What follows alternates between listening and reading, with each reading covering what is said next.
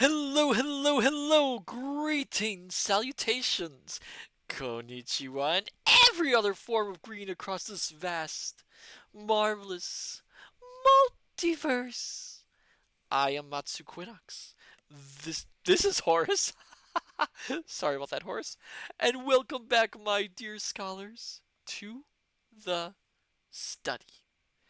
Hello, hello, hello, hello there. Hello there, FT Wastes. Welcome. Hello there, Julian20. Welcomes. Yes, yay, FT Wastes. Congratulations on getting first, by the way, FT Wastes. And greetings. Hello to you too. And hello, hello, hello to all you wonderful scholars, wherever you are, whenever you are across this vast multiverse. How are you all doing, my dear scholars?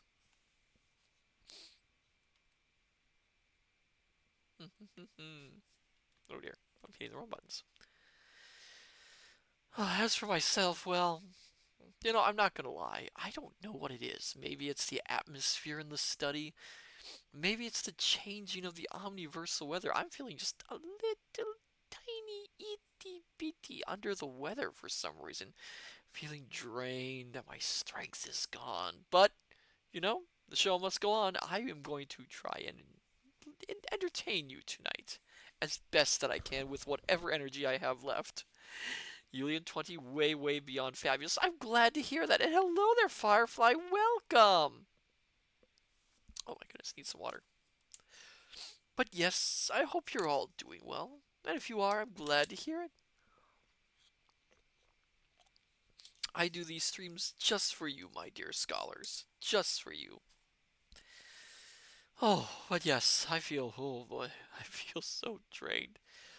So I'm hoping we can get through several more chapters tonight. I'll see how long I can hold out. Oh my goodness. Excuse me. Oh, Julian20, and you do a fine job. Oh, thank you. You're going to make me blush, Julian20. But yes. But, I digress. I like saying that word. I digress. I don't know why I like saying that word. Oh, thank you for the hydrate, Kintron, and welcome. Oh my goodness. Oh, but yes, where was I? Oh, yes, yes, yes. Tonight, my dear scholars, we are continuing our reading of Around the World in 80 Days by the one and only Jules Verne. Oh my goodness. It's been a fun read so far, even for just the few chapters we've read. It's been really enjoyable. Um, so far in our story, excuse me, Phileas Fogg has undertaken a bet that he can travel around the world, so again, in 80 days. As the title is, he's taken the bet with his fellow club members. Meanwhile, unfortunately, there is a one. There is a warrant out for him, as they think that he is responsible for a bank robbery. And meanwhile, he has a new manservant, Passepartout, who is there by his side. When we last left our heroes, they had just arrived in Suez, in Egypt, with a inspector who is waiting there for them. Julian20, and the music from the movie is going through my head. Oh, I love that movie. I love the music. The music is so memorable. Da da da da da da da da da. I can't go any further. I don't want to get a copyright strike. Excuse me, my dear scholars. I think it's getting a little stuffy there. But but again, I digress. Oh my goodness. Um, shall we, jump right into it? I mean, what else can I say about the book? It's excellent. It's amazing. And I was kind of surprised. I had always heard that Jules Verne was very technical, but the way this is translated flows so well as a reading. So we will do our best to read a little bit more. A little more drink.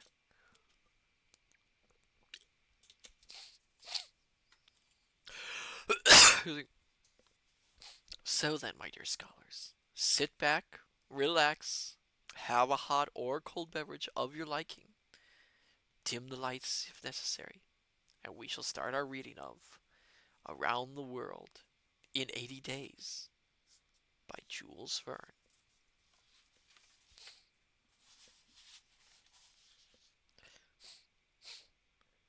Chapter 7, which proves once again that passports serve no useful purpose in police matters. Well, that chapter title is pretty on the nose. Excuse me.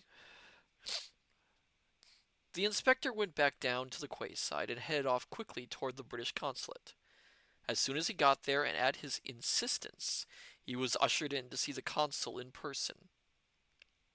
"Sir," he said, getting straight to the point, "I have good reason to believe that our man is a passenger on board the Mongolia." Fix then recounted what had taken place between the servant and himself concerning the passport. "Well, Fix," replied the consul, "I'd quite like to see what this crook looks like, but perhaps he won't come to my office if he really is your man. A thief never likes to leave any trace of where he's been, and in any case it's no longer compulsory to show your passport." "Sir," replied the detective, "if he's as clever as I think, he will come." "To have his passport stamped?" "Yes, all that passports do is inconvenience law-abiding citizens, and enable crooks to get away. You can't be sure that his will be in order, but I really do hope that you won't stamp it." "Why on earth not, if this passport is in order?" replied the consul. "I'm not in a position to refuse a visa." "But, sir, it's essential for me to keep him here until I receive this arrest warrant from London." "Well, Mr. Fix," replied the consul, "that's your business. It's not up to me to—" The consul was unable to finish his sentence. At that moment there was a knock on his door, and the office boy showed in two strangers, one of whom was none other than the servant who had spoken to the detective earlier. This time it was the master and his servant. The master showed his passport and asked the consul in the fewest possible words to be so kind as to stamp it. Excuse me. The latter took the passport and read it carefully, while Fix, standing in a corner of the room, looked, or rather stared, hard at the stranger. When the consul had finished reading it, he asked, "Are you Mr. Phineas Fogg?" "Yes, sir," replied the gentleman. "And is this man your servant?" "Yes, a Frenchman, called Passepartout." "Have you come from London?" "Yes." "And where are you going?" "Bombay." "Good, sir. Are you aware that visa formalities are unnecessary, and that it's no longer compulsory to show your passport?" "I am aware, sir," replied Phileas Fogg, "but I want a visa to prove that I've been through Suez." "Very well, sir." And so the consul signed and dated the passport, and then stamped it. Mr. Fogg paid the cost of the visa, and after politely saying goodbye, went out, followed by his servant. "Well, then?" asked the inspector. "Well," replied the consul, "he seems a perfectly law-abiding citizen." "That as may be, but it's not the point," replied Fix. "Don't you think that this Flemish gentleman looks exactly like the thief I received the description of?" "I agree, but as you know, all descriptions—" "I want to get to the bottom of this," replied Fix. "I think the servant will be easier to fathom out than his master. What more, he's French, which means he won't be able to hold his tongue. I'll see you again soon, sir." Well, that's quite a stereotype. Although Jules Verne was French, so I suppose he's making fun of himself in a way.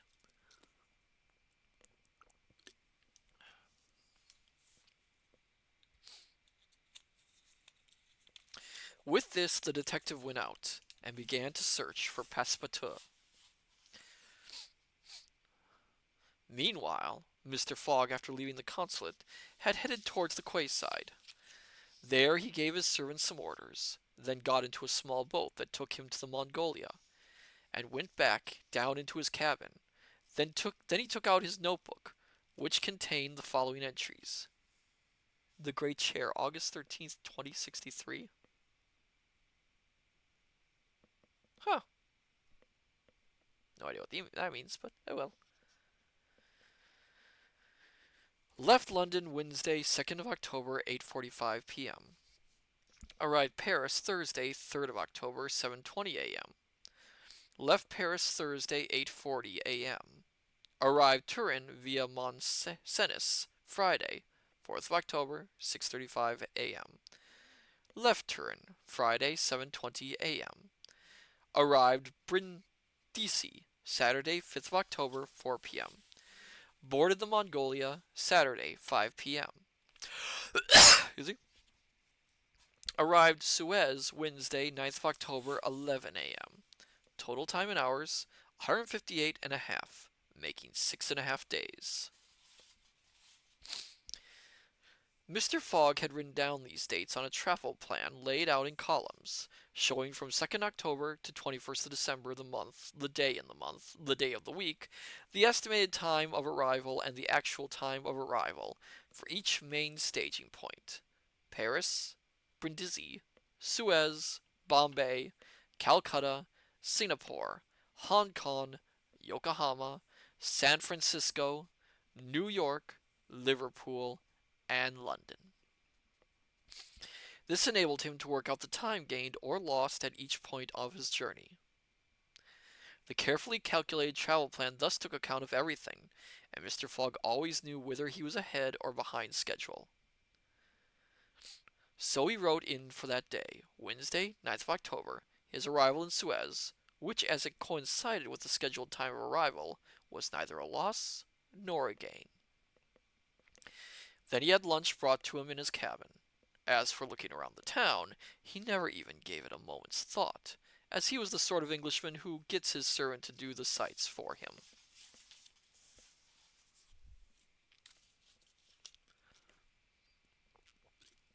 I have the feeling I'm going to be going through a lot of water tonight, my dear scholars.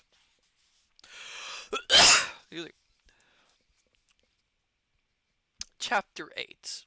I do like that these chapters are fairly short and fairly quick in terms of what they do. I will say we've got 34 chapters to go through in this book, but they seem to be moving rather nicely. Chapter 8, in which Passepartout talks perhaps rather more than he should have. It didn't take Fix long to catch up with Passepartout on the quay side, where the latter was strolling around and observing things, showing none of his master's reluctance to take in the sights. "Well, my friend," Fix said as he went up to him, "has your passport been stamped?" It's you, sir. I have to get this accent. Give me 1 second, my dear scholars.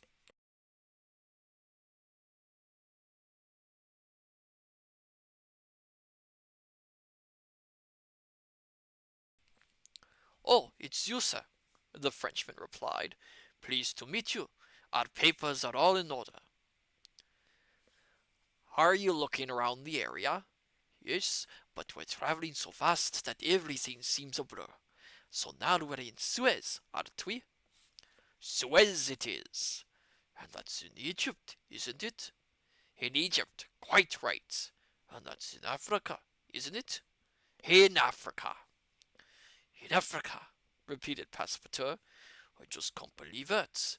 I tell you what, sir, I didn't expect us to go further than Paris, but I only got to see that wonderful city again between 7:20 and 8:40 in the morning, from the Gare du Nord to the Gare de Lyon, through the window of a cab and with the rain pouring down. What a pity! I really wanted to see the Père Lachaise cemetery again, and the circus in the Champs-Élysées." "So you're in quite a hurry, are you?" asked the inspector. "Not me, but my master. Incidentally, I must go and buy socks and shirts. We left without any suitcases, just with an overnight bag." "I can take you to a bazaar where you'll find everything you need." "Sir," replied Passepartout, "you really are too kind." And so the two of them set off. Passepartout kept chatting. "Most of all," he said, "I must make sure I do not miss the boat." "You've got time," replied Fix. "It's still only midday." Passepartout took out his big watch. "Midday," he said. "Come off it. It's 9:52." "Your watch is slow," replied Fix. "My watch a family heirloom from my great-grandfather. It doesn't lose more than 5 minutes in a year. It's as accurate as a chronometer." "I get it," replied Fix. "You've kept London time, which is about 2 hours behind Suez. You must be careful to set your watch to the right time in each country." "Me alter my watch!" exclaimed Passepartout. "Never." "Well, in that case, it won't be in time with the sun." "That's too bad for the sun, sir. It's the sun that'll be wrong." Kind of stubborn guy, isn't he?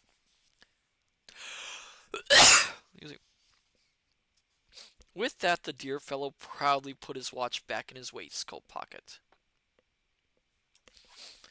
A few moments later, Fix said to him, "So you left London in a rush, did you?" "I should say so. Last Wednesday, Mr. Fogg came back from his club at 8 o'clock in the evening, which was quite unlike him, and 3/4 of an hour later we were on our way." "But where exactly is your master going?" "Straight on. He is going around the world." "Around the world!" exclaimed Fix. Kinchon, it's more amusing when you think of the bet. That is true. That is absolutely true.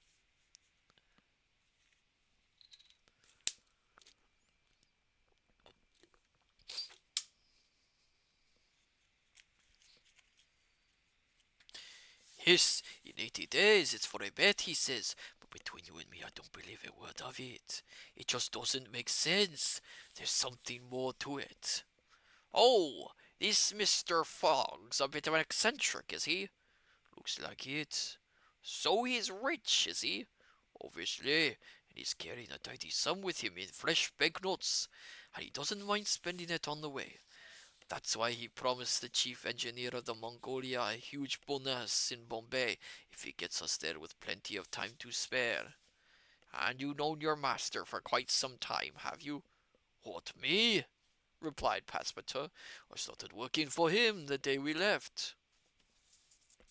It is easy to imagine the effect these replies were to have on the already overexcited mind of the police inspector.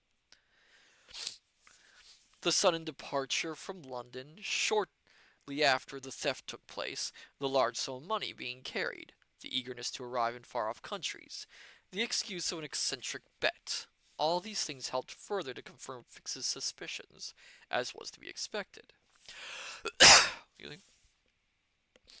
He got the Frenchman to tell him more, and became convinced that this fellow didn't know his master at all, that the latter lived alone in London, that he was thought to be rich, but no one knew where his money came from, that he was an unfathomable individual, etc. But at the same time, Fix felt sure that Phileas Fogg would not disembark at Suez, and that he really was going to Bombay. "Is Bombay a long way?" asked Passepartout. "Quite a long way," replied the detective. "It'll take you 10 days or so by sea." "Where exactly is Bombay?" "In India." "That's in Asia, isn't it?" "Of course." "Heavens above! That's something I've got to tell you. There's something that's been on my mind. It's my lamp." "What lamp?" "My gas lamp, which I forgot to switch off, and which I'll have to pay the bill for. Well, I've worked out that it'll cost me 2 shillings per day, exactly 6 pence more than I earn, and you can well understand that if the journey goes on." It is unlikely that Fix understood this business about the gas. He wasn't listening any more, but was deciding what to do next. The Frenchman and he had got to the bazaar. Fix let his companion buy what he needed, urged him not to miss the departure of the Mongolia, and hurried off back to the consul office. Now that his mind was made up, Fix had fully regained his composure. "Sir," he said to the consul, "I no longer have the slightest doubt. I've got my man. He passes himself off as an eccentric who's trying to go around the world in 80 days. "So he's cunning," replied the consul, "and he's planning to go back to London after throwing all the policemen on 2 continents off the scent." "That remains to be seen," replied Fix. Are you sure you're not making a mistake? The consul asked once again. I am not making a mistake. In that case, why was the thief so keen on having his passport stamped to show he's been through Suez? Why? I've no idea, sir, the detective replied, but listen to what I have to say.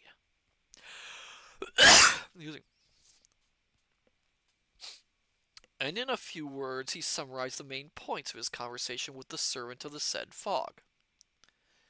Well, indeed, said the consul, everything seems to point to this man.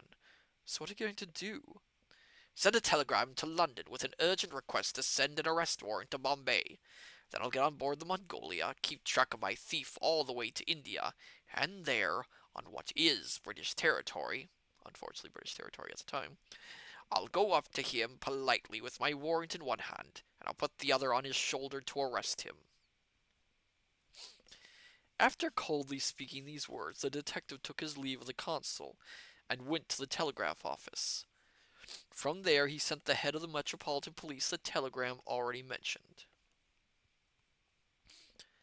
A quarter of an hour later, Fix went on board the Mongolia, taking with him some light luggage but plenty of cash, and soon the fast-moving steamer was speeding down the Red Sea.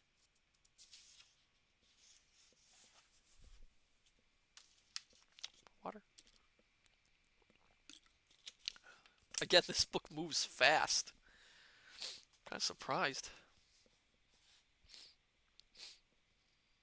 Chapter 9, where the Red Sea and the Indian Ocean prove favorable to Phileas Fogg's purposes.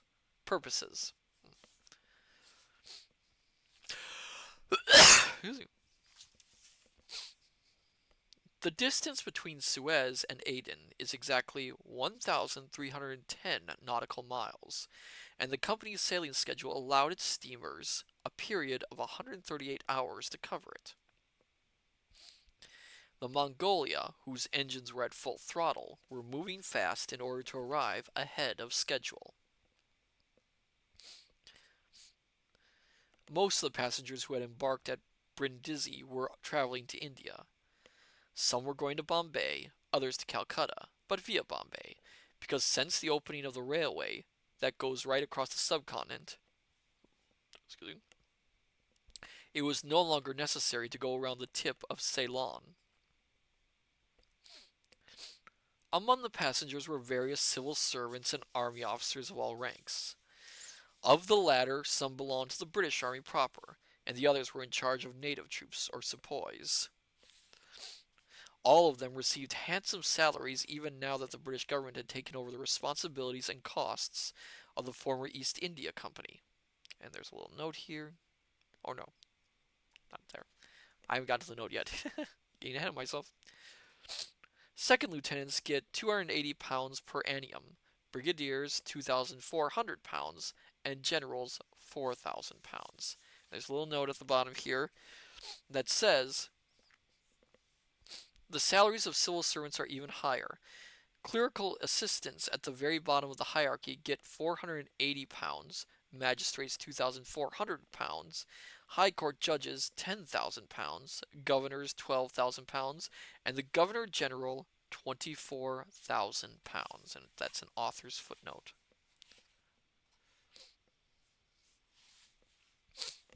Life on board the Mongolia was therefore one of luxury, with a society made up of public servants, supplemented by the occasional young English millionaire off to set up a trading post in some far-off part of the empire. The purser, the company's most trusted employee and the equal of the captain on board, did things in style. At breakfast, lunch at 2 o'clock, dinner at 5:30, and supper at 8 o'clock, the tables groaned under plates of fresh meat and side dishes served up from the ship's meat store and galley. The female passengers, there were some, changed dresses twice a day. There was music and even dancing on board, when the state of the sea allowed. But the Red Sea is unpredictable, and only too often rough, like all long, narrow gulfs. When the wind was blowing either from the Asiatic or the African side of the coast, the Mongolia, shaped like a long propeller-driven rocket, was caught in the beam and rolled horribly. At such times the ladies disappeared, the pianos fell silent, and the singing and dancing all stopped. And yet, despite the gale and the swell, the steamer, thanks to its powerful engines, continued on schedule down towards the Strait of, I hope I pronounced this right, Bab el Mandeb. And I apologize if I mispronounced that. What was Phileas Fogg doing meanwhile? It might have been thought that he would be worried and anxious all the time, concerned that a change in wind direction might affect the ship's progress, or that a sudden surge of the waves might damage the engines. In a word, that some incident might force the Mongolia to put into port, thereby threatening the success of the journey. Nothing could be further from the truth, or rather, if the gentleman did think about these possibilities, he didn't let it show. He was still the same impassive person, the impenetrable member of the Reform Club, impervious to any incident or accident. He showed no more emotion than the ship's chronometers. He rarely put in an appearance on deck. He showed little interest in observing the Red Sea, so full of associations, the scene of the earliest episodes in human history. He didn't come out to view the fascinating towers scattered along its shores, their picturesque outlines occasionally staying out against the horizons. He never even dreamt about the dangers of the Red Sea, which the ancient historians Strabo, Arrian, Artemodorus, and Idrissi always wrote about with awe, waters that the navigators of old never dared to enter without first making ritual sacrifices to their gods. A little bit extreme with that. So what was this eccentric doing, imprisoned as he was on the Mongolia? First of all, he took his 4 daily meals, without the rolling or pitching of the ship ever being able to disturb such a perfectly regulated piece of machinery. Then he played whist. Yes, he had found partners as keen on the game as he was. A tax inspector on the way to his post in Goa, a church minister, the Reverend Decimus Smith, returning to Bombay, and a brigadier general in the British Army, who was rejoining his regiment in Benares. Benares. I think that's how it's pronounced. These 3 passengers shared Mr. Fogg's passion for whist, and they played it for hours on end, as noiselessly as he did. As for Passepartout, he didn't suffer at all from seasickness. He had a cabin at the fore of the ship, and he too took his food seriously. It has to be said that given these conditions, he really enjoyed his trip. He had come to terms with the situation. With good board and lodging, he was seeing the world. And in any case, he kept telling himself that this whole bizarre episode, would come to an end in Bombay. The day after they had left Suez, 10th of October, Passepartout was on deck when he had the quite pleasant experience of coming across the helpful person to whom he had spoken on his arrival in Egypt. If I'm not, if I'm not mistaken, he said, going up to him with his most engaging smile, it's you, sir, who is so kind as to act as my guide in Suez, is it? Yes, indeed, replied the detective. I do recognize you. You are the servant of that eccentric Englishman. Exactly, Mr. Fix. Mr. Fix, replied Passepartout. Delighted to meet up with you again on board. So where exactly are you going? To Bombay, like you. How fortunate. Have you done this trip before? Several times, replied Fix. I work for P&O. So you must know India then? Well, yes, replied Fix, not wanting to be drawn. I'm starting to doubt that he knows as much as he says he knows.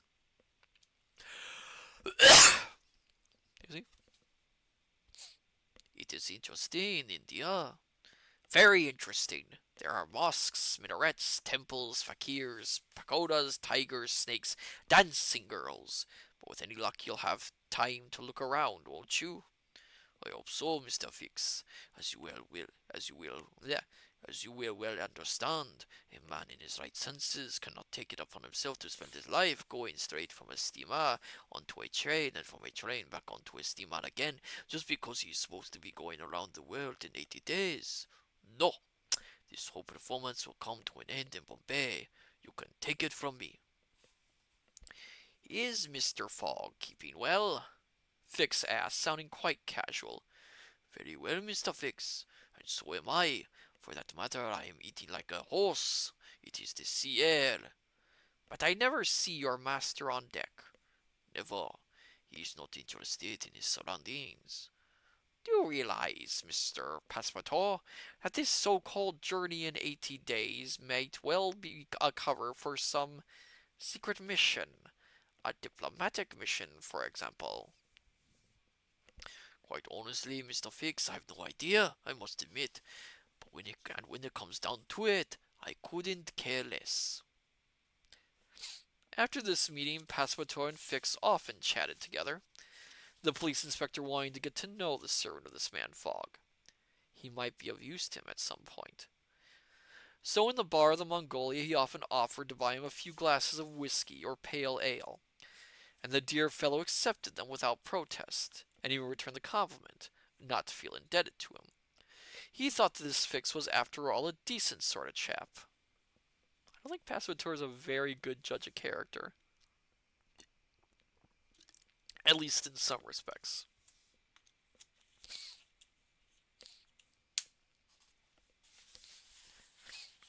Meanwhile, the ship was making rapid progress. On the 13th of October, Mocha was sighted, surrounded by its ruined walls above which stood out green date palms. In the distance, towards the mountains, huge fields of coffee plants stretched out. Passepartout was delighted to contemplate this famous town, and even thought that with its circular walls and its tumbled-down fort sticking out like a handle, it looked like a giant-sized coffee cup.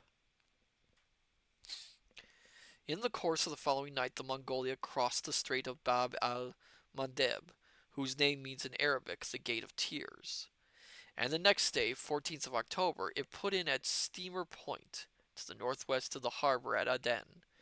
This was where it was due to take on more fuel. Catering for the fuel needs of steamers when they are so far away from large industrial centers is a serious and important business. Just to take care, just to take the case of P&O, this represents an annual expenditure of £800,000. Wow, we're learning a little bit about economics here, my dear scholars. It has proved necessary, therefore, to set up depots in several ports, and in these distant parts, coal costs over £3 per ton. Wow. The Mongolia still had 1,650 miles to do before reaching Bombay, and it would take 4 hours at Steamer Point for it to refill its coal bunkers. But this holdup could not have any serious effect whatsoever on Phileas Fogg's timetable. It had been planned. In any case, the Mongolia, instead of arriving at Aden only in the morning of 15th of October, got there on the evening of the 14th. That meant it was 15 hours ahead of schedule. Mr. Fogg and his servant stepped ashore. The gentleman wanted to have his passport stamped.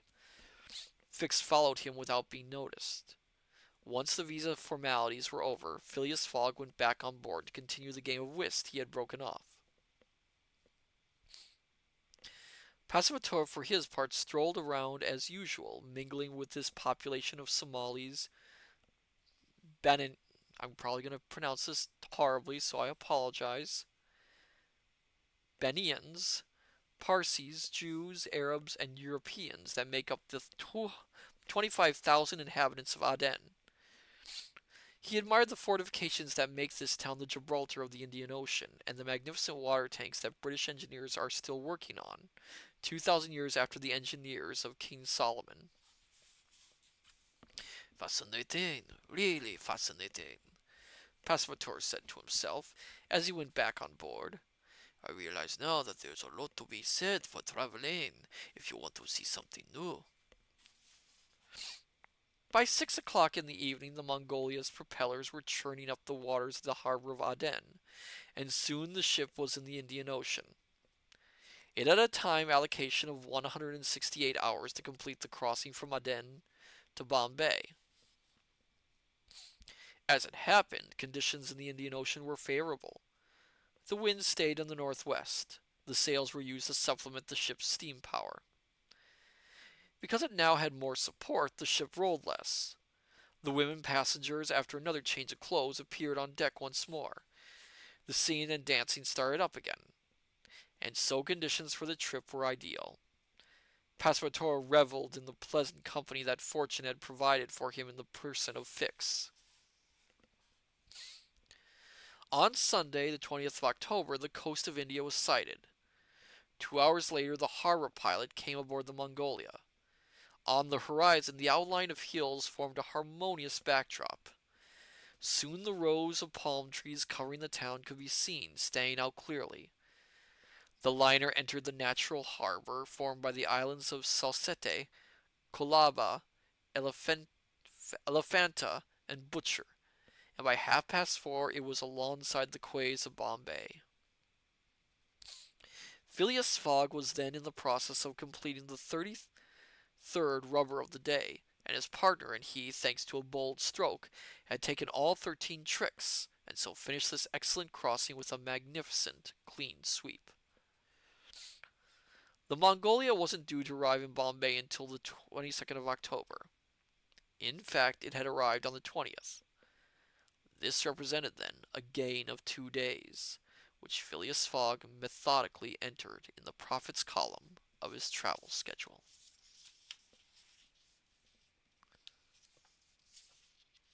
Okay, just checking something. Another little drink of water.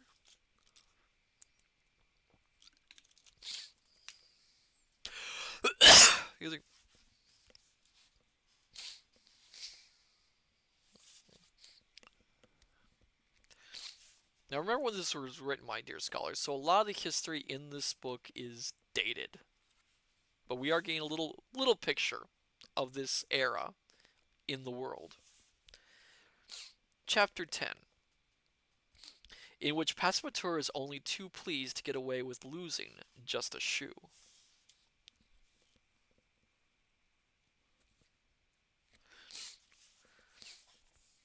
As is well known, India, that great upside-down triangle with its base in the north and its apex in the south, has a surface area of 1,400,000 square miles, unevenly populated by 180 million inhabitants.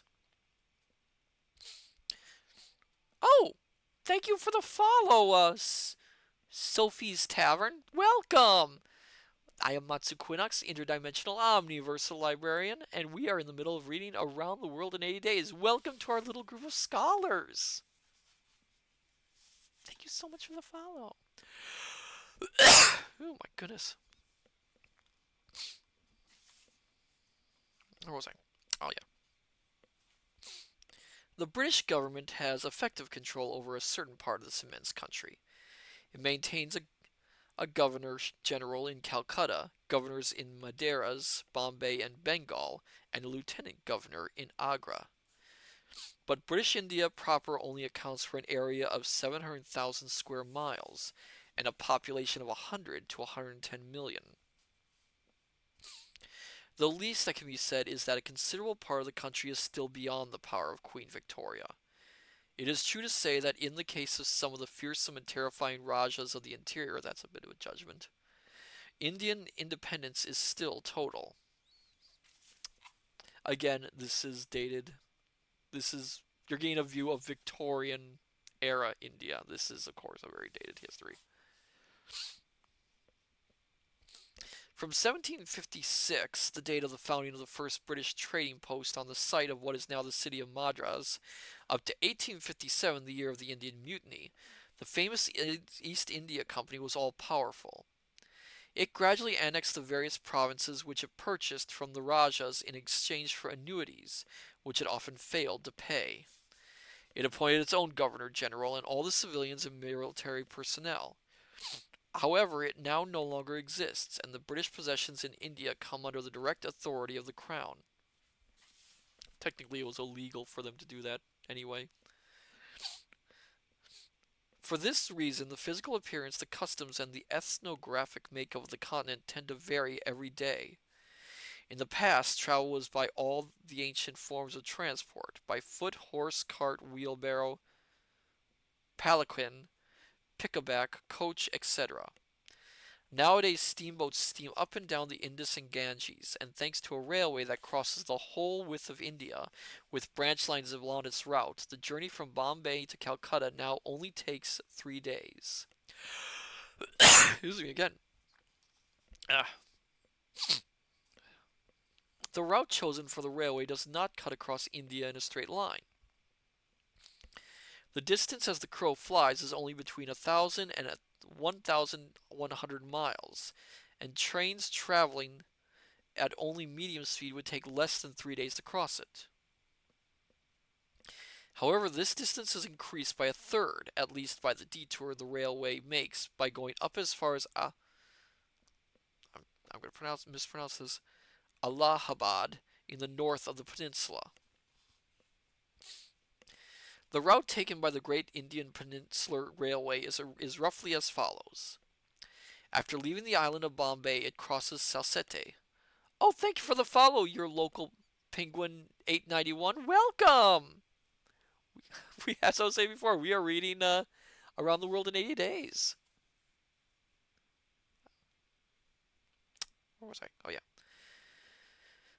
After leaving the island of Bombay, it crosses Salsette, joins the mainland opposite Tana, crosses the chain of the Western Ghats, runs northeast as far as Berhampur, travels through the more or less independent territory of Bundelkhand, sorry about the pronunciation, goes up to Allahabad, turns east to meet the Ganges at Benares, moves slightly away from it, and goes back down to the southeast via Burdwan and the French possession of, oh boy, Chandernagore, terminating in Calcutta. It was 4:30 in the afternoon when the passengers from the Mongolia disembarked in Bombay, and the train for Calcutta was leaving at exactly 8 o'clock. Mr. Fogg therefore said goodbye to his partners, left the steamboat, gave his servant instructions about what to buy, emphasized the need for him to be at the station about 8 o'clock, and then walking with the mechanical precision of the seconds hand of an astronomic clock, set off towards the passport office.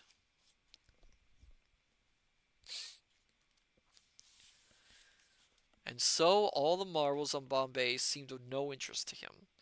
The town hall, the magnificent library, the fortifications, the docks, the cotton market, the bazaars, the mosques, the synagogues, the Armenian churches, and the splendid temple on Malabar Hill, with its twin polygonal towers. Not for him. Not for him the masterpieces of Elephanta, with its mysterious underground burial chambers hidden to the southeast of the natural harbor. Nor the caves at Kanheri on the island of Salsette, those magnificent remains of Buddhist architecture.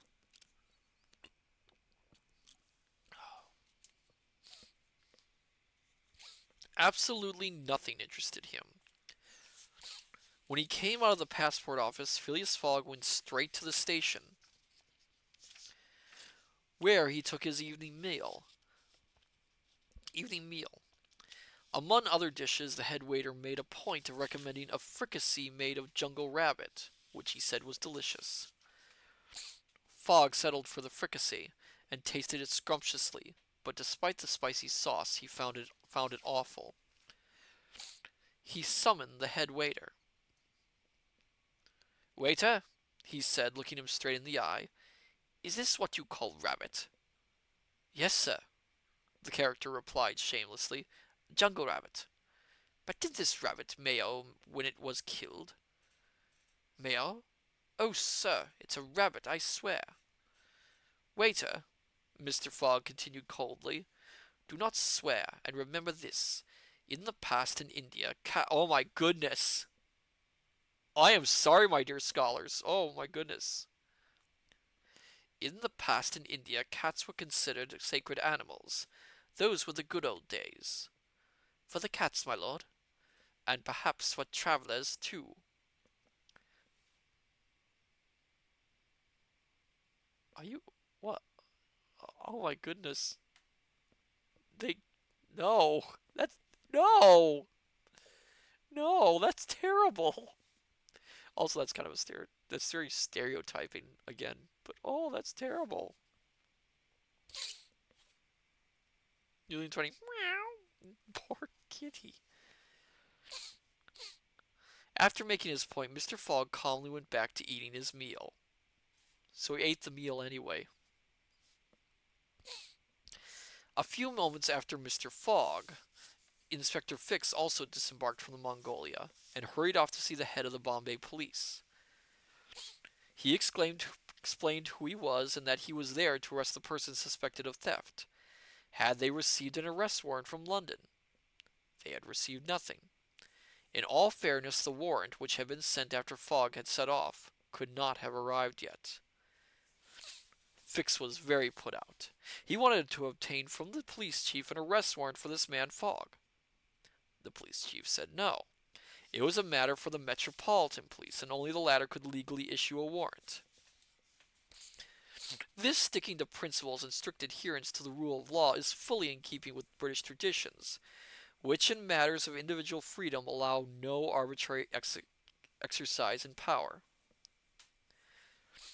Fix didn't press the point, and accepted that he would have to wait for his warrant.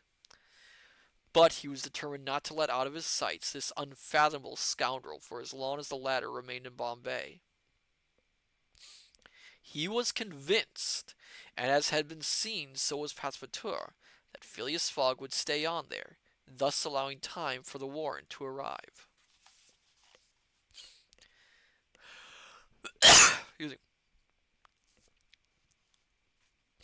But since the last instructions his master had given him as he left the Mongolia, Passepartout had come to realize the same would be true of Bombay as of Suez and Paris, that this was not the end of his journey, that it would go on at least as far as Calcutta, and probably further. And he began to wonder if Mr. Fogg's bet wasn't for real, and if, when all he wanted was a peaceful life, he wasn't condemned by fate to go around the world in 80 days. Meanwhile, after buying some shirts and pairs of socks, he walked around the streets of Bombay. There was a large crowd of people, and in the midst of Europeans of various nationalities, Persians with pointed hats, Barbarians with round turbans, Sidh again I'm going to pronounce these so badly, Sindhis with square hats, Armenians in long robes, and Parsis with black mitras, I think. It was in fact the festival celebrated by the Parsis, or Gubres, direct descendants of the followers of Zoroaster, who are the most hard-working, civilized, intelligent, and austere of the Indians, and are the race to which the wealthy native merchants of Bombay currently belong. Again, wind of its time. On that particular day, they were celebrating a sort of religious carnival, with processions, and entertainment, which included dancing girls dressed in pink gauze with silver and gold brocade, who moved beautifully, but with great decorum, to the sound of viols and the beating of gongs. It is easy to understand how fascinated Passepartout was by these strange ceremonies, staring at them wide-eyed and listening intently, with a look on his face like that of a complete buffoon. Unfortunately for him and his master, whose journey he threatened to endanger, his curiosity led him further afield than was sensible.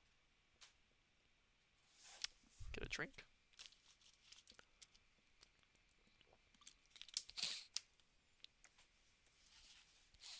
What happened was that, after catching sight of the Parsi carnival, Passepartout was heading towards the station when, as he passed in front of the wonderful temple on Malabar Hill, he had the foolish idea of going inside to have a look.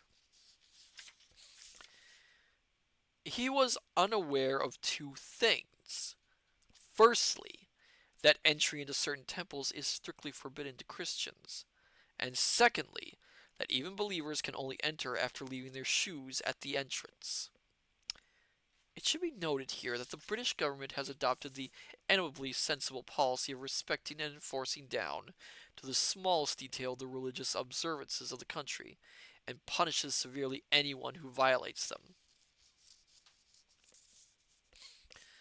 Passepartout, who had gone in without malice, like a mere tourist, was admiring inside Malabar Hill the dazzling but fussy detail of Hindu ornamentation, when suddenly he was knocked to the floor in this holy place.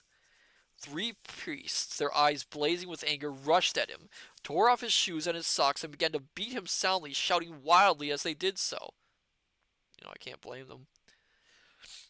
The Frenchman, who was strong and agile, quickly got up on his feet and knocked to the ground two of his opponents, who were hampered by their long robes. Then, rushing out of the temple as fast as his legs could carry him, he soon outdistanced the third Hindu, who had set off in hot pursuit of him after alerting the local population.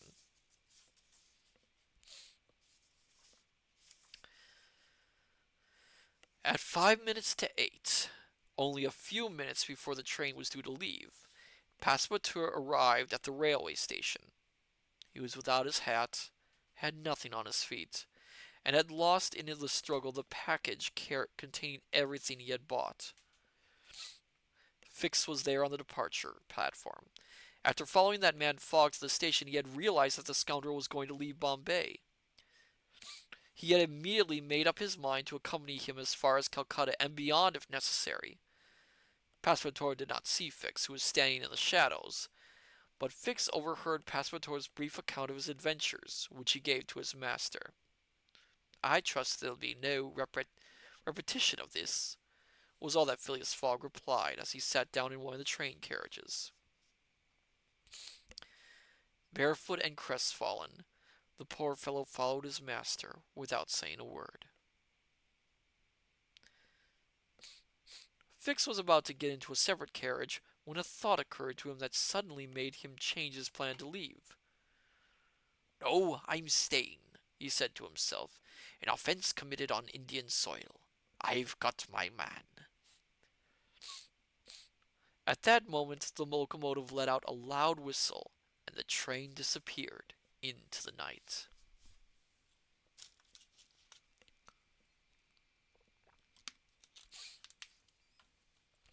In the movie version, by the way, Passepartout does screw up like he does in this chapter. He does a little bit of a different thing in that one, which I won't quite explain, but it's a much more dramatic result. The entire town essentially chases him onto the train as they leave.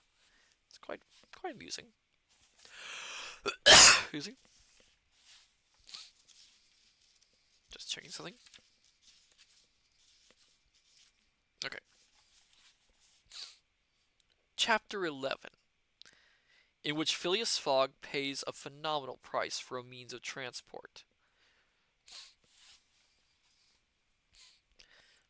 The train had left at the scheduled time. It was carrying a fair number of passengers. Oh, thank you for the posture check, Julian 20. Oh, it's sore all over.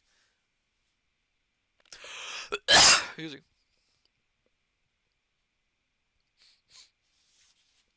Excuse me again. It was carrying a fair number of passengers, including some officers, civil servants, and traders in opium and indigo who were traveling to the eastern part of the subcontinent on business. Passepartout was in the same carriage as his master. A third traveler had taken his seat in the opposite corner. It was Brigadier General Sir Francis Cromarty, one of Mr. Fogg's whist partners during the crossing from Suez to Bombay, who was rejoining his troops stationed near Benares. Sir Francis Cromarty was a tall, fair-haired man, aged about 50, who had distinguished himself in action during the last Sepoy revolt, and could justifiably be considered a native. Really? He had lived in India since his youth and had made only occasional visits to the country of his birth. He was a well-educated man who would have been pleased to give information about the customs, history, and administration of India, if Phineas Fogg had been the sort who would have asked for it. But the English gentleman asked nothing. He was not traveling, but was tracing a circle. He was matter in orbit around the globe, following the laws of physics. At this moment in time he was working out in his head the number of hours spent since leaving London, and he would have rubbed his hands had it been in his nature to make an unnecessary movement. Okay. Sir Francis Cromarty was perfectly aware of the eccentricity of his traveling companion, even though he had only had time to study him while playing cards between two rubbers. He is quite justified, therefore, in wondering whether a human heart did lie beneath this cold exterior, whether Phineas Fogg had any conception of the beauty of nature or any moral aspirations. There had to be some doubt about that. Of all the odd sorts the Brigadier General had met, none of them could stand comparison with this product of the exact sciences. Phineas Fogg had made no effort to conceal from Sir Francis Cromarty his plan of traveling around the world, nor how he intended to carry it out.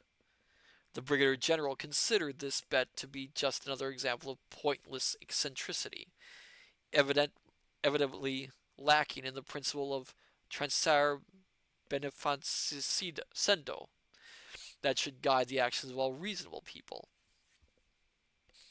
At the rate this odd gentleman was going, he was likely to pass through life without doing anything positive, either for himself or for others.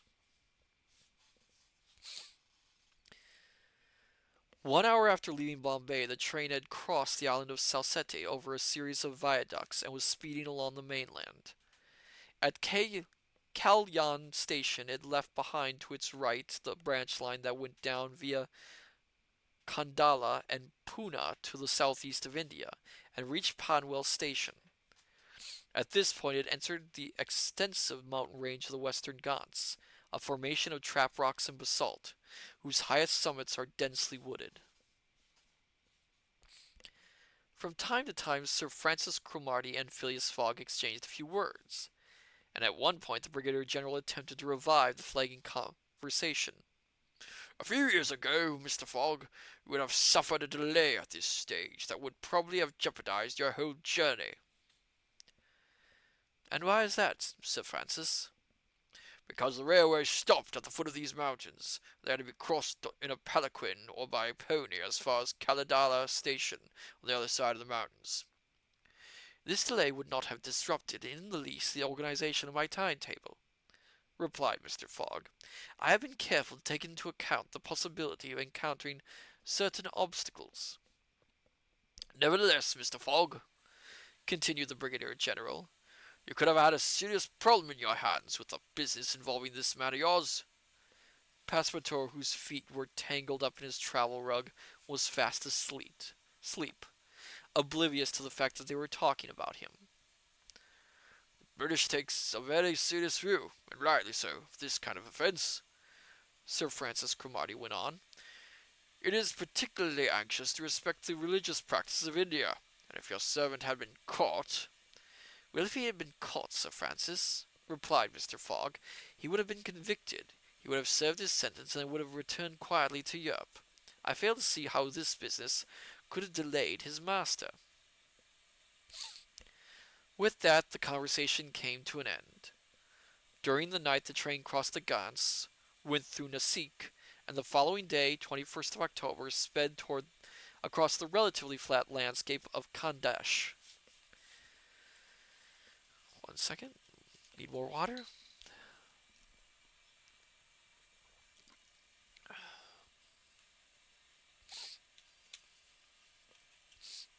The countryside was well cultivated, and dotted with small towns, in which the towers of temples replaced the steeples of European churches. Numerous small rivers, most of them tributaries or sub-tributaries of the Godavari, irrigated this fertile land. After he awoke, Passepartout saw to his amazement that he was crossing the Indian subcontinent in a train belonging to the Great Peninsular Railway. He couldn't believe it. And yet it really was true. The locomotive, driven by an English engineman and fueled by English coal, poured out its smoke across plantations of cotton, coffee, nutmeg, cloves, and red pepper. The steam spiraled up over clumps of palm trees, between which could be seen picturesque bungalows, a few viharas, or monasteries, now in ruins, and some wonderful temples decorated with the inexhaustible richness of detail of Indian architecture. Excuse me. And then there were huge expanses of land stretching as far as the eye could see, jungles teeming with snakes and tigers frightened by the rushing of the train, and finally forests that the route of the railway had sliced through, but were still the haunt of elephants, which looked on thoughtfully as the convoy swept breathlessly by.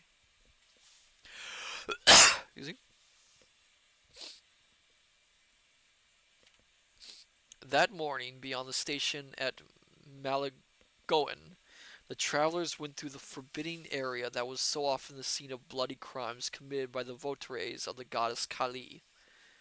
Not far away they could see Ellora and its wonderful temples, and also the famous city of Aurungabad, once the fearsome Aurangzeb's capital city, but now merely an administrative town in one of the isolated provinces of the Nizam of Hyderabad's dominions. So many words I'm trying to get right. This was the area that used to be controlled by Ferenhia, the chief of the thugs, the king of the stranglers. These assassins who had banded together in the organization that lay beyond the reach of the law strangled their victims, whatever their age, in honor of the goddess of death, without ever shedding blood. And there was a time when it was impossible to dig below the surface of the soil without finding a dead body. The British government has, it is true, succeeded in reducing the number of murders, but this terrifying organization still exists and continues to operate. Again, of the time. At midday, the train stopped in the station at Burhanpur, and Passepartout was able to buy, though at considerable expense, a pair of oriental slippers decorated with imitation pearls, which he put on with no attempt to disguise his vanity. The travelers had a quick lunch and set off again for Asakur station, after following for a short time the course of the Tapti, a small river that enters the Gulf of Cambay near Surat. It is worth explaining at this point the thoughts that were going through Passepartout's mind. Up until his arrival in Bombay, he had believed quite reasonably that this was as far as things would go. But now, since he had been speeding across India, he had undergone a change of mind. His natural instincts had returned with a vengeance. He rediscovered all the fanciful ideas of his younger days. He took his master's plan seriously. He believed that the bet was for real, as were the journey across the world and the maximum number of days that mustn't exceed. Already, even he was worrying about possible delays and accidents that might occur on the way. He felt caught up in this bet, and trembled at the thought that he might have jeopardized it the previous day by the unforgivable way he had wandered off sightseeing. Therefore, being much less phlegmatic than Mr. Fogg, he was much more anxious. He counted over and over the days he had gone, cursing the train every time it halted, accusing it of being too slow, and inwardly criticizing Mr. Fogg for not having offered the driver a reward. The dear fellow did not realize that what was possible on a steamboat was not possible on a railway, where the speed is regulated. Toward the evening, the train entered the passes through the Statpura hills, which separate the territory of Khandish from that of Bundelkhand. I apologize about mispronunciations.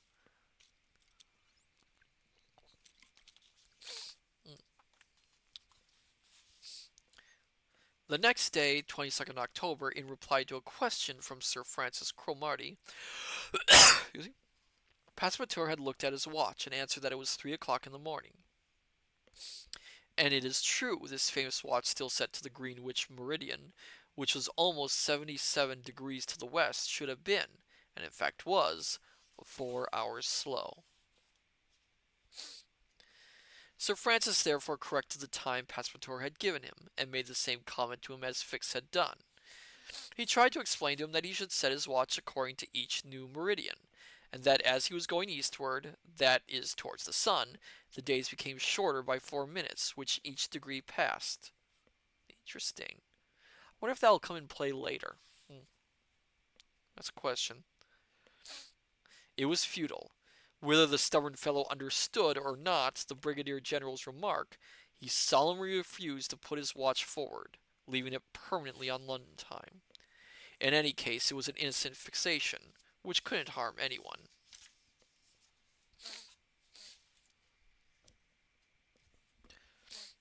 At 8 o'clock in the morning, and 15 miles from the station at Rothal, the train stopped in the middle of a vast clearing, around which were a few bungalows and workers' huts.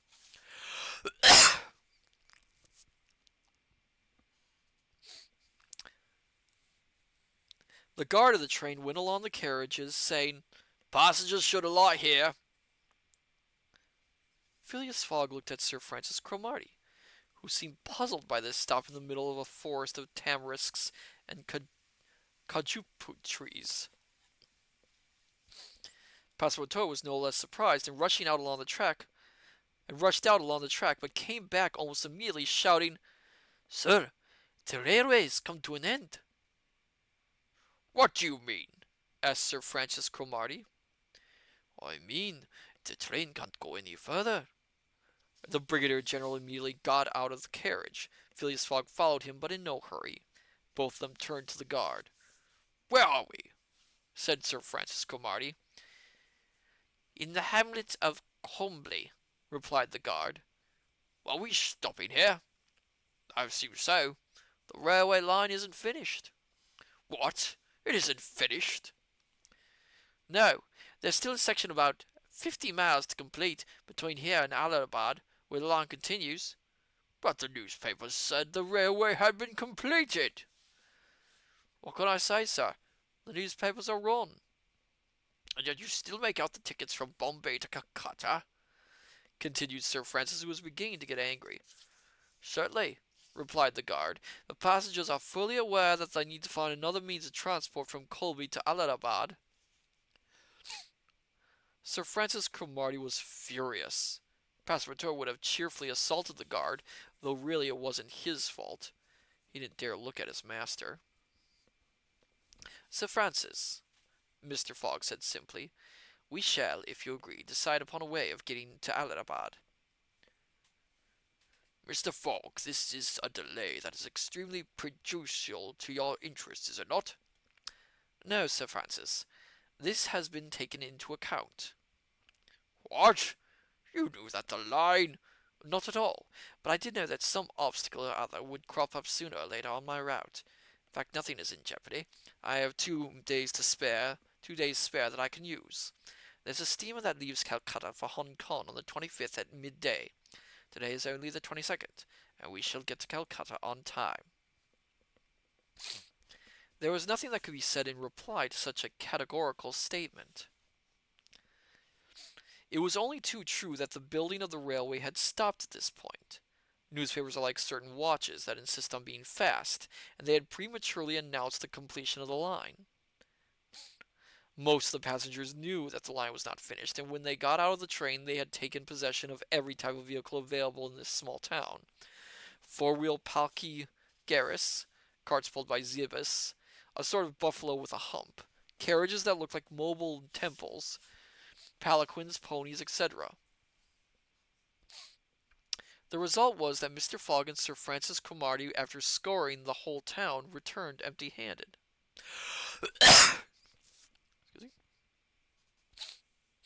"I shall go on foot," said Phileas Fogg. Passepartout, who at this point met up with his master, winced knowingly as he looked down at his magnificent but impractical slippers. Very fortunately he had also been casting around for a solution, and he said rather hesitantly, "Sir, I think I have found a means of transport." What sort? An elephant. An elephant belonging to an Indian who lives only 100 yards from here. Yards from here. Sorry, I'm trying to get that accent down. I'm sorry, my dear scholars. Let's go and see the elephant, replied Mr. Fogg. 5 minutes later, Phileas Fogg, Sir Francis Cromarty, and Passepartout arrived at a hut, adjoining an enclosure surrounded by a high fence. In the hut was an Indian, and in the enclosure, an elephant. As requested, the Indian led Mr. Fogg and his two companions into the enclosure. There they came upon an animal that was half tamed, which his master was rearing not as a beast of burden but for combat. With this aim in mind, he had begun to change the animal's naturally gentle temperament in order to arouse him gradually to a state of excitement and frenzy, which the Indians call musta. Musta, I can't pronounce that, unfortunately. And to do this, he fed him for 3 months with sugar and butter. This treatment may seem inappropriate for the intended result, but it was nonetheless employed successfully by elephant trainers. Very fortunately for Mr. Fogg, the elephant in question had only just been put on this diet, and had not yet reached the state of muste. Kyoni, this was the animal's name, was capable, like all members of its species, of walking long distances at considerable speed.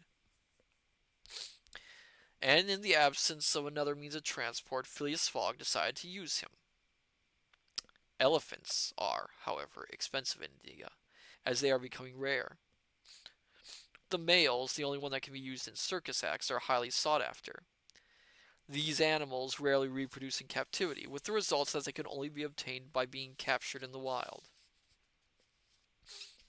They are therefore looked after with great care, and when Mr. Fogg asked the Indian if he could hire his elephant, the Indian refused categorically. Fogg persisted and offered too high a price for the beast, £10 per hour. No. £20. No again. £40. Still no. Passepartout was more and more horrified at the price offer as the price offered went up, but the Indian would not give in. It was a considerable amount of money, though. Assuming that it would take 15 hours for the animal to get to Allahabad, that was £600 that would make for its owner. Without betraying the least sign of emotion, Phileas Fogg then made the Indian a proposal to buy his beast, offering him first of all £1,000. The Indian didn't want to sell. Perhaps the cunning fellow had sensed he could make a good deal. Sir Francis Cromarty took Mr. Fogg aside and urged him to think carefully before going any farther. Phileas Fogg replied to his companion that it was not in his habit to act without careful thought, that what was at stake was a bet of £20,000, that this elephant was vital for him, and that even if he had to pay 20 times its value, he would have the animal.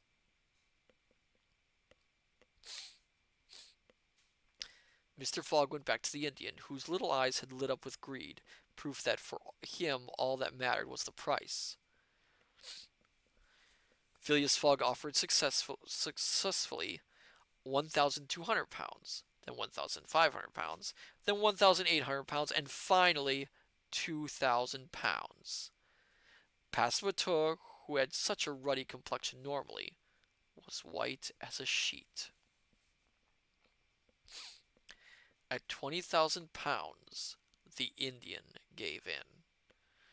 "Bless my slippers!" exclaimed Passepartout. "That's an expensive price for a piece of elephant meat." The deal was done, and all that was left was to find a guide. This proved easier. A young, intelligent-looking Parsee offered his services.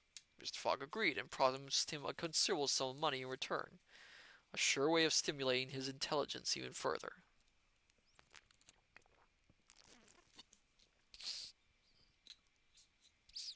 The elephant was led in and got ready without delay. The Parsee knew the job of mahout, or elephant driver, inside out.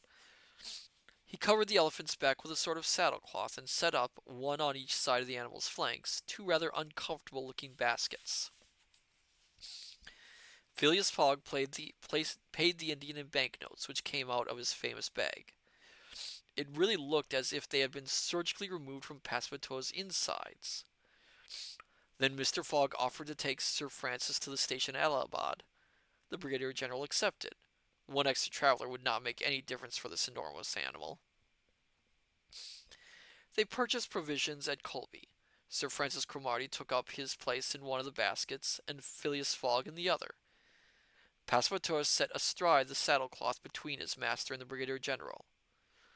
The Parsee perched himself on the elephant's neck, and at 9 o'clock the animal left the small town, and taking the shortest route, plunged straight into the dense forests of fan palms. I think we have time for one more chapter, my dear scholars, because I can feel my energy starting to wane a little bit. And we will call it after this chapter. Just open up another water.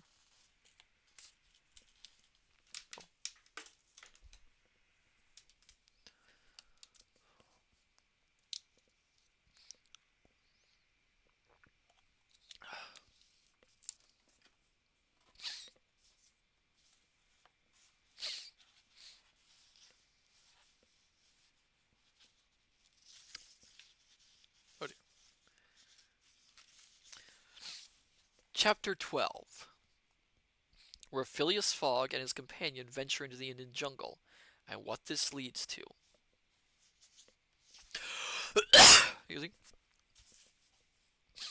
The guide, in order to shorten the distance to be traveled, veered away left from the intended route of the railway, which was still under construction.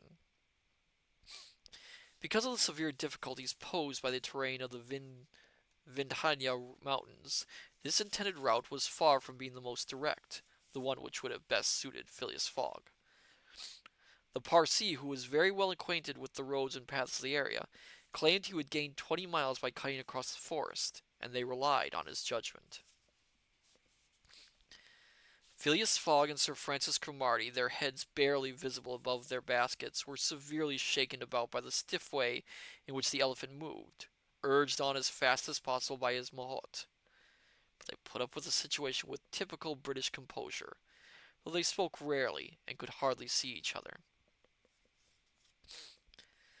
Passepartout, for his part, perched on the beast's back, felt all the ups and downs of its movement, and was careful, as his master had told him, not to put his tongue between his teeth so as not to accidentally bite it off.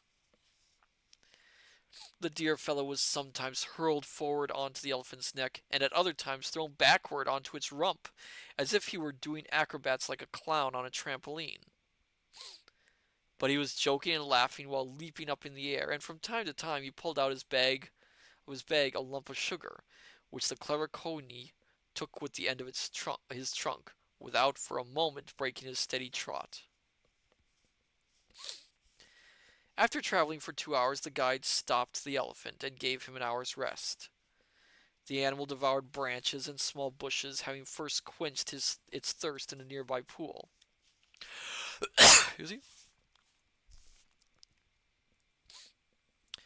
Sir Francis Cromarty was not sorry for the halt. He was exhausted. Mr. Fogg seemed to be as fresh as if he had just got out of bed. "He must be a man of iron," said the Brigadier General, looking at him admiringly. "A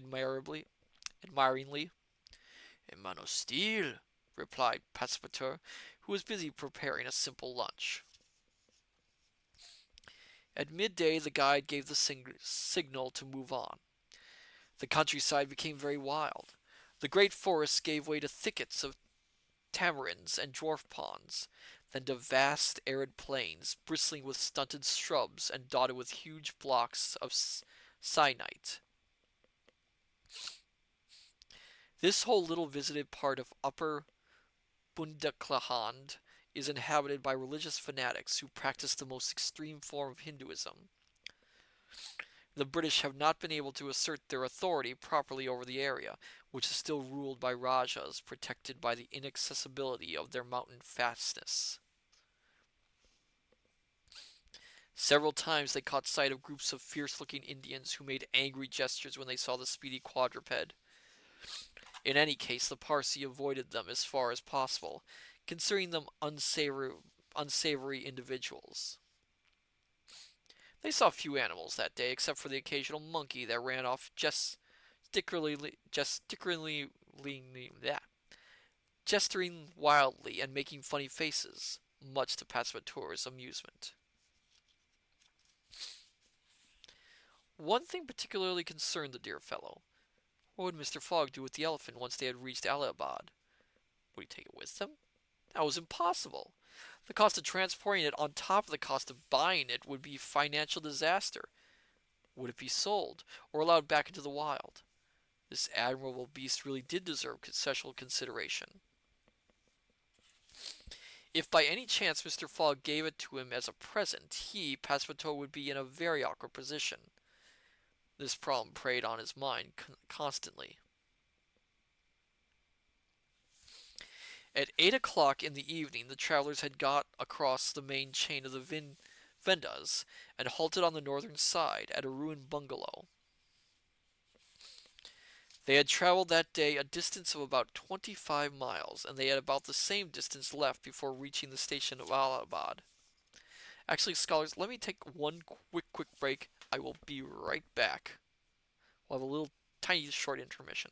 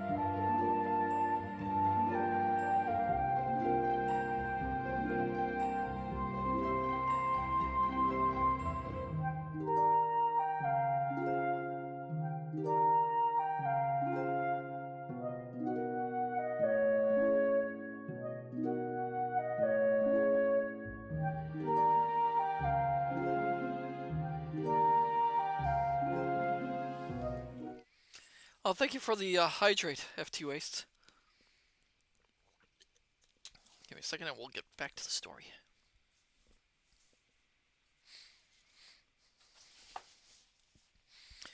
Where were we?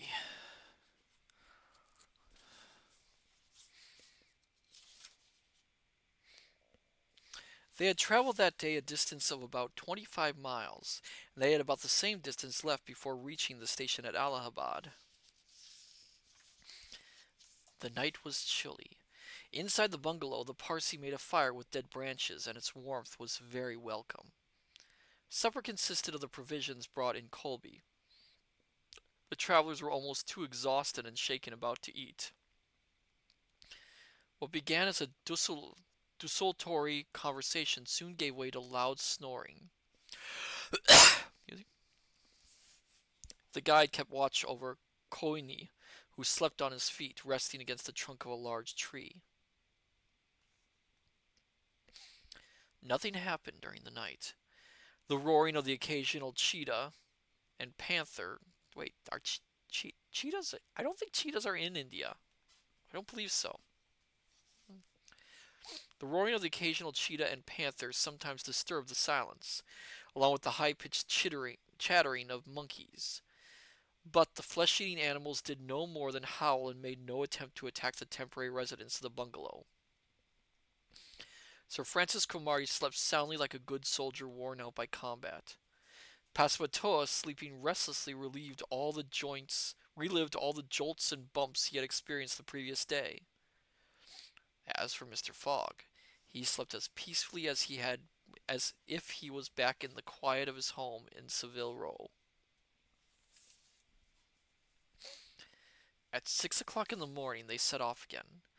The guide hoped to arrive at the station in Allahabad that very evening. This way Mr. Fogg would only lose some of the 48 hours that he had saved since the beginning of the journey. They went down the final slopes of the Vinhalas. Kuni was advancing swiftly again. Towards midday the guide skirted around the small town of Kalinjar, situated in the Kani, one of the minor tributaries of the Ganges.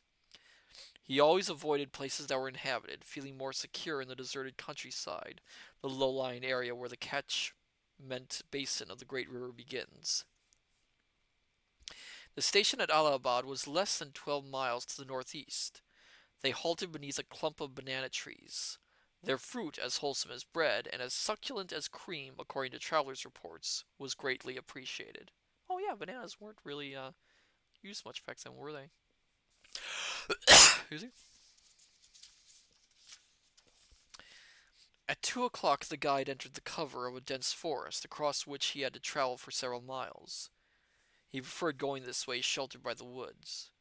In any case, so far there had been no untoward event, and it looked as if the journey would be completed without incident, when suddenly the elephant showed signs of nervousness and stopped in its tracks. It was then 4 o'clock. "What's the matter?" asked Sir Cormati, raising his head above the basket. "I don't know, sir," said the Parsee, trying to make out a strange noise that was coming through the thick foliage. A few minutes later the noise became easier to identify. It sounded like a concert still a long way off, with human voices and brass musical instruments. Passepartout was all eyes and ears. Mr. Fogg waited patiently without saying a word. The Parsee jumped to the ground, tied the elephant to a tree, and went into the depths of the undergrowth. A few minutes later he came back, saying, "It's a procession of Hindu priests heading towards us. Let's try to avoid being seen." The guide untied the elephant and led it to a copse, urging travelers not to get down. He himself stood ready to jump quickly back onto the animal if it became necessary to make a hasty retreat. But he thought that the group of worshippers would go past without noticing him, because he was completely hidden by the thick foliage. The grating noise of the voices and instruments were getting nearer. Monotonous chanting mingled with the sound of drums and cymbals. Soon the head of the procession appeared beneath the trees about 50 yards from Mr. Fogg and his companions. They could easily make out through the branches the strange celibates of this religious ceremony. At the front came the priests, wearing mitras, and long, brightly decorated robes. They were surrounded by men, women, and children who were chanting a sort of funeral hymn, interrupted at regular intervals by the playing of gongs and cymbals.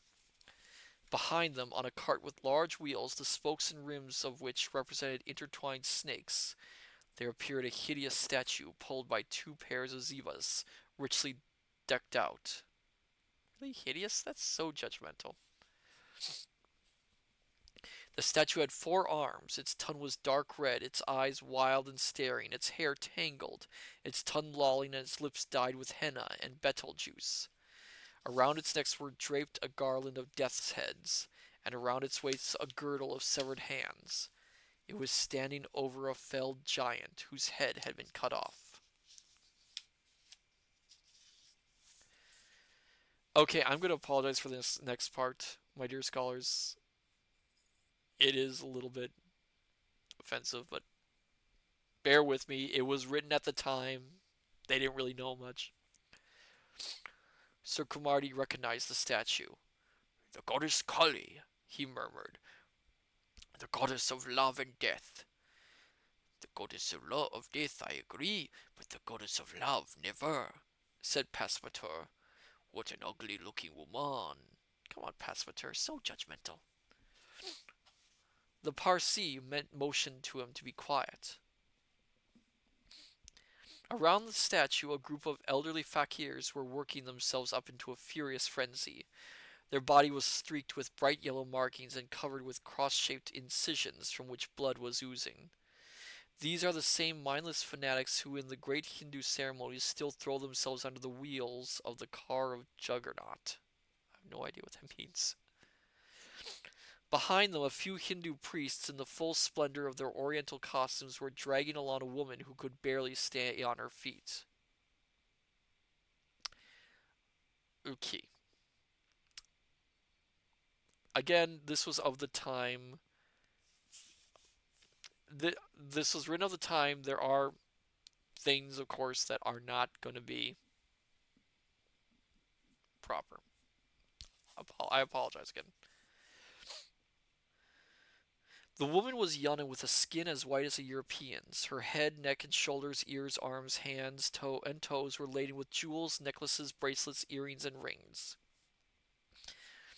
A tunic spangled with gold and covered with a thin muslin veil revealed the beauty of her figure. Behind this young woman, in stark contrast, guards armed with bare sabers sticking out of their belts and long inlaid pistols carried a body on a litter. It was the body of an elderly man dressed in sumptuous clothes of a Rajah, wearing as in life a turban embroidered with pearls, a flowing robe woven with silken gold, a sash of diamond-studded cashmere, and the magnificent weapons of an Indian prince. The procession ended with a group of musicians and a rear guard of fanatics whose shouts sometimes drowned out the deafening din of the instruments. Sir Francis watched all this pomp and ceremony with a particularly sad expression, and as he turned towards his guide, he said, "It's a sati! That it's a sati!" The Parji nodded in agreement and put a finger to his lips. The long procession wound its way slowly among the trees, and soon its last members disappeared into the depths of the forest. Gradually the singing died away. There was still some occasional distant shouts, but finally all this commotion gave way to a deep silence. Phileas Fogg had heard what Sir Francis Cromarty had said, and as soon as the procession had disappeared, he asked, "What is a settee?" "Suttee." "A suttee, Mr. Fogg," replied the Brigadier General, "is a human sacrifice, but a voluntary sacrifice. The woman you have just seen will be burnt tomorrow at first light." Oh dear. One second, my dear scholars. Wastes, if you will, please.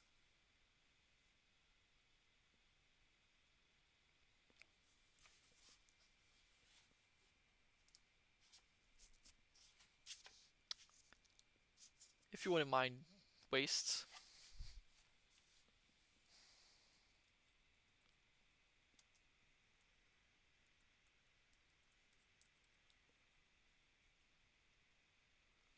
Yes, please.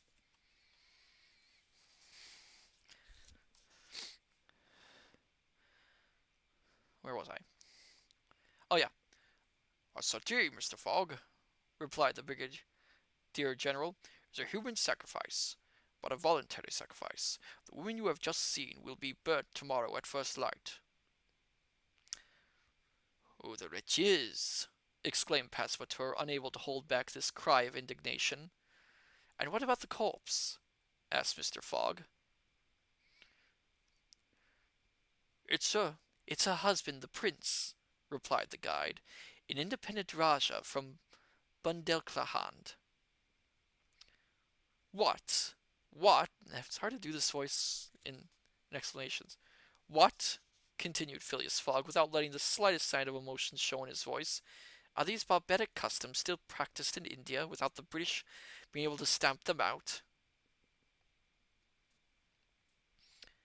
"In most of India," replied Sir Francis Cromarty, "these sacrifices are no longer carried out. But we have no influence in these savage parts, and especially in this region of Bundelkhand." Again, So judgmental in these stories. Thank you, Wastes. Much appreciated.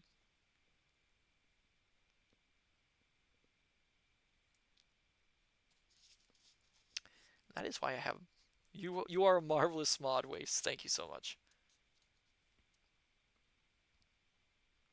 The whole area to the north of the Vindahans is the scene of constant acts of murder and plunder. F2Ace, don't listen, Matsu. You're doing a wonderful job. Well, thank you. Much appreciated. I do my best. The poor woman, murmured Passepartout, burnt alive. Yes, continued the Brigadier General, and if she wasn't, you wouldn't believe what a terrible fate would have awaited her at the hands of her relatives. Again, I don't know how much of this is true and how much was just hearsay at the time when this was being written.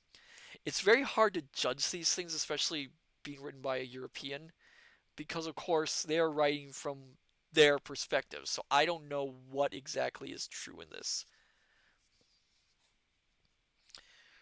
And if she wasn't, you wouldn't believe what a terrible fate would await her at the hands of her relatives. She would have her head shaven, be given only a few handfuls of rice to eat, be disowned, considered unclean, and left to die in some corner like a mangy dog. So it's this.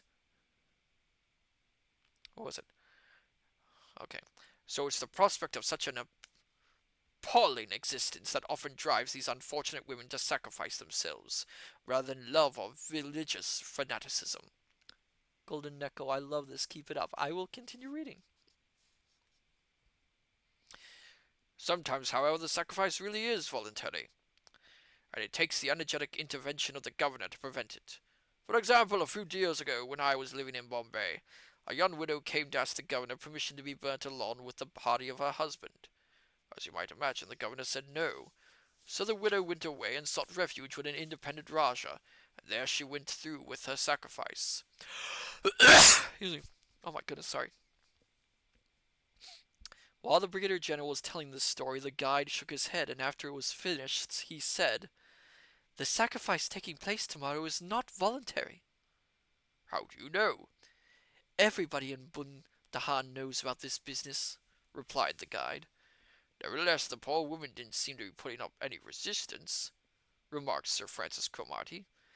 "That's because they've drugged her by making her inhale has, hashash, and opium fumes." "But where is she being taken to?" "To the temple in Pilagi, 2 miles from here. She'll spend the night there, waiting till the time comes for the sacrifice." "Which will be?" "Tomorrow, at first light." After this reply, the guide led the elephant out from the thick undergrowth, and hoisted himself onto the elephant's neck. But just when he was about to get the animal going by making a particular whistling sound, Mr. Fogg stopped him, and turned to Sir Francis Cromarty, and turning to Sir excuse me, my dear scholars, I can tell the energy. And turning to Sir Francis Cromarty, said, "What if we rescued this woman?" "Rescued this woman, Mr. Fogg!" exclaimed the Brigadier General. "I still have 12 hours spare. I can certainly devote them to this." "Well, well, so you do have feelings after all," said Sir Francis Cromarty. "Sometimes," replied Phileas Fogg, simply, "when I have the time." And we will stop there, my dear scholars. Whew, I think we managed another 7 chapters, I think. Not sure. Yes, other than those few outbursts, it's been a really fun time reading this. Um, Alien 20, great story. Thank you. Yes, it's this story is moving very quickly and very nicely, actually. I was surprised. Again, there are bits in there that do make me wince a little bit, and it is probably not super accurate. But this is Jules Verne writing about a subject which, of course, he would have researched, but probably researched using European sources. So always take that with a grain of salt, my dear scholars, especially stories written that far back. Um, so next week, If everything goes according to plan, we'll be playing more Phoenix Wright Ace Attorney on Tuesday. And we are actually not going to have any other stream that week. We are going to have one stream next week if, again, everything goes according to plan. Thursday, we will be taking a break off. Break off. I mean, taking a taking off for a break. And then we will see what comes up after that. June 20. Next Thursday is Thanksgiving. Yes, I am aware, and I don't want to, I don't want to stream if my scholars are busy that day. It would not be right. So let's see who we can raid tonight. Before we go,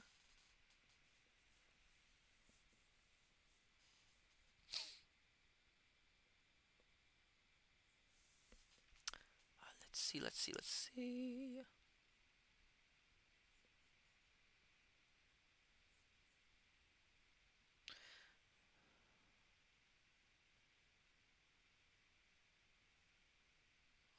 See it.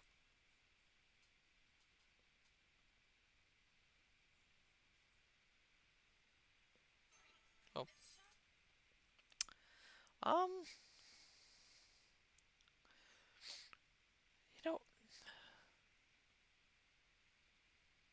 you know, we haven't rated. Well, let me see if there's anyone else reading tonight.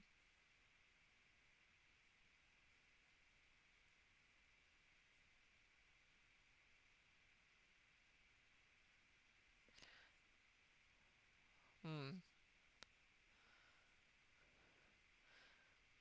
So, it looks like I don't know. Trying to see who they're still running. Let's raid. I don't think I've ever raided them. Myco Psycho. They're reading a mist book. It looks like. Um. So then let's go and give them a raid. So then, my dear scholars, I say unto you, good evening, good morning, good afternoon. Till we meet each other again at the study. Take care, and I shall see you next time. Till then, farewell and bye bye.